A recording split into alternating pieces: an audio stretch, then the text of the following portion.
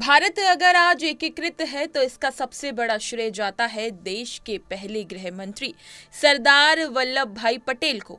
देश की आजादी से पहले से ही देसी रियायतों को भारत में शामिल करने की मुहिम में जुटे सरदार पटेल को आजादी के बाद कई रियासतों को लेकर कुछ कठोर फैसले भी करने पड़े। इन्हीं फैसलों के कारण आज भारत एकजुट है। चलिए आज इस वीडियो के माध्यम से आपको बताते हैं सरदार वल्लभ भाई पटेल के वो खास फैसले जिसने भारत को एकजुट किया, किस तरह से पाकिस्तान की चाल को नाकाम किया और नवाबों के मंसूबों पर पानी फेरा। दरअसल भारतीय स्वाधीनता संग्राम का सामना करने में असफल साबित हुए अंग्रेजों ने जब देश को आजाद करने का फैसला किया तब भी चाल चलने से बाज नहीं आए। पहले तो देश को धर्म के आधार पर दो हिस्सों में बांट दिया, फिर तत्कालीन देसी रियासतों को ये अधिकार दे दिया कि वो अपने मन से चाहें तो भारत में रहें और चाहे तो पाकिस्तान का हिस्सा बन जाएं। वास्तव में तब की शासन व्यवस्था कुछ ऐसी थी कि देश पर शासन तो अंग्रेजों का था, पर 562 से अधिक देसी रियासतों और रजवाड़ों का भी अस्तित्व था, जिनका शासन अंग्रेजों के अधीन राजा और नवाब चलाते थे। इन्हीं रियासतों और रजवाड़ों को मन मुताबिक देश चुनने का अधिकार देकर अंग्रेजों ने पेच फंसा दिया था। गांधी जी की सलाह पर सरदार पटेल ने इसका रास्ता भी निकाल लिया था। आजादी से पहले 6 मई 1947 को उन्होंने रियासतों रजवाड़ों को भारत में शामिल करने के लिए तैयार करना शुरू कर दिया था। उन्होंने ही इन रियासतों के उत्तराधिकारियों के लिए प्रीवी परसेज के माध्यम से लगातार मिलने वाली आर्थिक मदद का प्रस्ताव रखा था। रियासतों से उन्होंने कहा था कि देशभक्ति की भावना के साथ फैसला लें। साथ ही इन सबके लिए समय सीमा भी तय कर दी कि देश की आजादी की तारीख 15 अगस्त 1947 तक भारत में शामिल हो जाए। अंततः लाल किले पर जब तिरंगा फहराया गया तो भारत एकजुट होकर एक देश के रूप में सामने आया। हालांकि जूनागढ़, जम्मू कश्मीर और हैदराबाद को लेकर पेंच फंस गया था। जूनागढ़ के नवाब महावत खान ने घोषणा कर दी कि वह पाकिस्तान में शामिल होगा।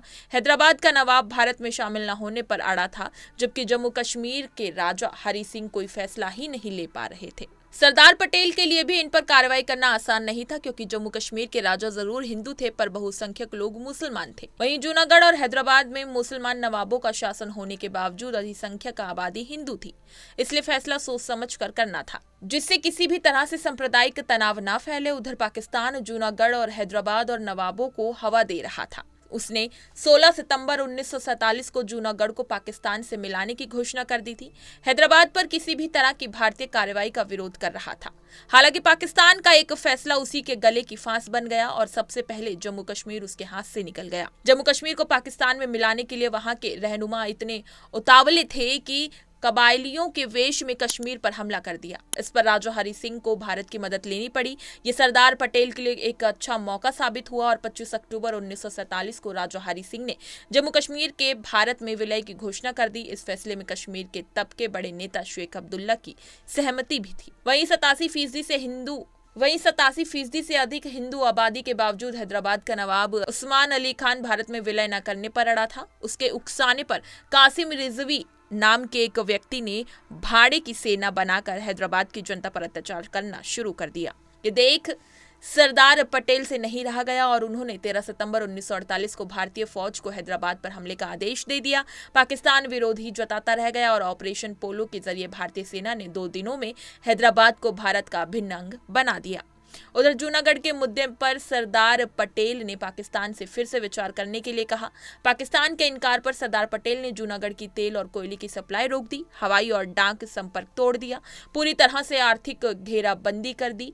जूनागढ़ को भारत में मिलाने का समर्थन करने वाली जनता विद्रोह पर उतर आई। बाकायदा सेना बनाकर जूनागढ़ के कई इलाकों पर कब्जा कर लिया गया।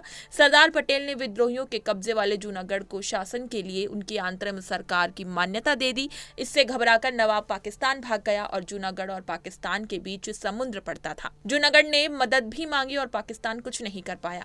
9 नवंबर 1947 को सरदार पटेल ने इस रियासत को भी भारत के नियंत्रण में ले लिया। ऐसे फैसले लेने पर सरदार पटेल को 15 दिसंबर 1950 की भोर में 3 बजे दिल का दौरा पड़ा। असल जिंदगी का ये सरदार बेहोश हो गया। 4 घंटे बाद थोड़ा होश आया और अंततः 9:37 पर हमेशा के लिए आंखें बंद कर ली।